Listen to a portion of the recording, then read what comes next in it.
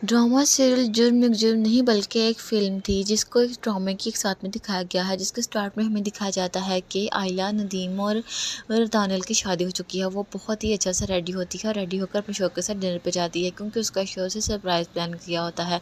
जब उसको बाहर लेके जाता है तो वो एक कश्मीरी चाय की रिक्वेस्ट करती है जो उसने बचपन में पी होती है। तो दानियल उसके लिए एक ड्राइवर हायर करता है और ड्राइवर को मिलके उस ढाबे को ढूँढता है और वहाँ से चाय पिलाने लेकर जाते हैं। लेकिन रास्ते में कुछ गुंडे आ जाते हैं जो इनको गाड़ी रोक लेते हैं और इसमें से इन दोनों को अलग-अलग निकाल लेते हैं। ड्राइवर को दूर ले जाकर गोली मार देते हैं। यार आयला और नदीम को ले जाते हैं एक गाड़ी में बहुत दूर, वहाँ ले जाकर आयला और नदीम को अलग करते हैं। नदीम को मार आयला दानियल को मारते हैं और आलिया को किडनैप करके ले जाते हैं। जब किडनैप करके लेके जाते हैं तो वहाँ से आलिया कहीं भाग जाती है। भागती है तो बीच में उसके पीछे गुंडे लग जाते हैं। आयला उनसे बचने के लिए अपना दिफा के लिए जब एक ड्राइवर किसी के मुँह से निकाब हटाती है तो वो कोई और नहीं बल्कि इनका अपना ड्राइवर होता है, जिसे देखकर वो बहुत शॉक हो जाती है। तो उससे पूछना चाहती है कि तुमने सब कुछ क्यों किया, लेकिन वहाँ पे इन दोनों की हाथापाई हो जाती है जिसमें गोली चलती है और आयला को लग जाती है और आयला का कत्ल हो जाता है। ड्राइवर डर के मारे से वहीं छोड़ता है, घर भागाता है, अपनी बीवी से सोना वगैरह लेता है और वहाँ से भागने की कोशिश करता है, लेकिन वहीं पुलिस आ जाती है जो ड्राइवर को अरेस्ट कर ले जाती है पुलिस स्टेशन। वहाँ से पूछताछ की जाती है तो वहाँ पता चलता है एक बहुत ही ज़्यादा बड़ी गुत्थी सुलझ जाती है, बल्कि उलझ जाती है कि इसका कहना ये है ड्राइवर का है कि उससे ये कत्ल दानियल ने करवाया है। जी हाँ, आयला के हस्बैंड ने। जो इससे बहुत ही लविंग एंड केयरिंग स्टोरी दिखाई जाती है स्टार्ट में कि दानियल बहुत रो रहा होता है और बहुत परेशान होता है कि ये सब कुछ आखिर क्यों हुआ, क्योंकि उसकी ज़िंदगी भी शुरू हुई थी। फिर बहुत सी गुत्थियाँ उलझ जाती हैं जिसमें दिखाया जाता है कि दानियल ने ये कत्ल इसलिए करवाया है क्योंकि एक जर्नलिस्ट बीच में आ जाती है जिसका ये कहना है कि दानियल एक अपनी ऑफिस सेक्रेटरी से मोहब्बत करता था, सामिया से।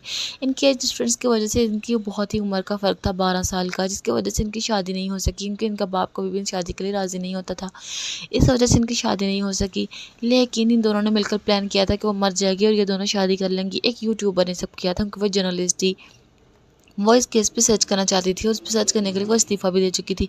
लेकिन माँ-बाप को यकीन था कि हमारा बेटा दानियल ऐसा नहीं कर सकता। लेकिन बहुत सी गुत्थियाँ दिखाई गई थी और वो उसकी ही माँ जाती है ड्राइवर की बीवी के पास, उसे कुछ पैसे देती है और कहती है कि तुम जाकर हमीद से बात करो क्योंकि वो सारी दुनिया से झूठ बोल सकता है लेकिन तुमसे नहीं।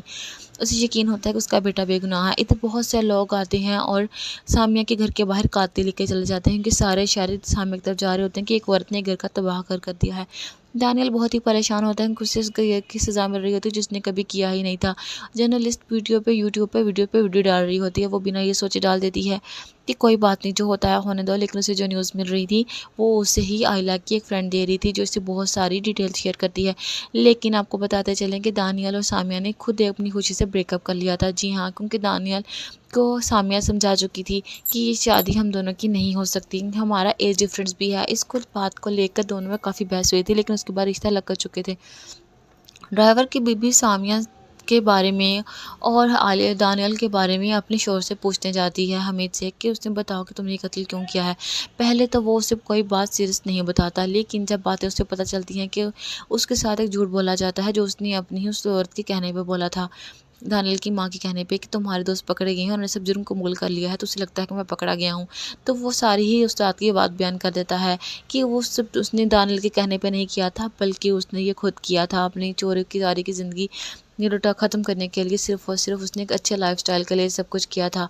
और उसने ही उस रात में आइला और दानियल को किडनैप किया था और किडनैप प्लान ये था कि दानियल को लेकर जाएँगे, लेकिन उसी वक़्त ही बीच में एक प्लान थोड़ा उल्टा हो गया था और उनको आइला को लेके जाना पड़ा और वो सिर्फ़ और सिर्फ किडनैपिंग की रकम वसूल करना चाहते थे।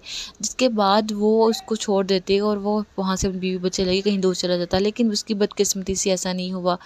तो वो इसकी सारी रिकॉर्डिंग हो उसकी माँ फ़ोन करके पुलिस वाले को कहती है कि रिकॉर्ड कर लीजिए और वो सारे सबूत उनके हाथ लग जाते हैं और हमीद को सज़ा हो जाती है और उसको पुलिस ले जाती है। यूँ जुर्म अपने अंजाम को पहुँचता है, लेकिन बहुत सी ज़िंदगियाँ तबाह करके किसी बेगुनाह की जान चली जाती है, कि बेगुनाह पे इल्ज़ाम उड़ते हैं, किसी की ज़िंदगी ख़राब हो जाती है। दानियल जेल से बाहर आता है, अपने घर वालों से मिलता है और बहुत ही प्यार से गले मिलता है जैसे कोई पिंजरे से पंछी आज़ाद हुआ हो। वो घर चला जाता है और घर जाने के बाद सबसे पहले सामिया से मिलने जाता है। सामिया और वो बेहतर डिस्कशन करते हैं कि वो अपनी लाइफ में आगे क्या करेंगे, वो अपना फ्यूचर सोचते हैं, लेकिन वो भी सिर्फ एक फ्रेंडशिप की बिना पर, क्योंकि उनकी शादी कभी नहीं हो सकती। वो एक बात जान चुके थे, नहीं उन्होंने आगे करने की इरादा ही किया था। वो अपनी ज़िंदगी गुजारेंगे लेकिन एक अच्छे दोस्त की तरह से। वैसे ऐसे दोस्त हर एक को मिलने चाहिए। लेकिन आपको बताते चले सामिया ने पूरी कोशिश की थी आलिया को दानियल के साथ खुश रखने की, सो हैप्पी एंडिंग हुई।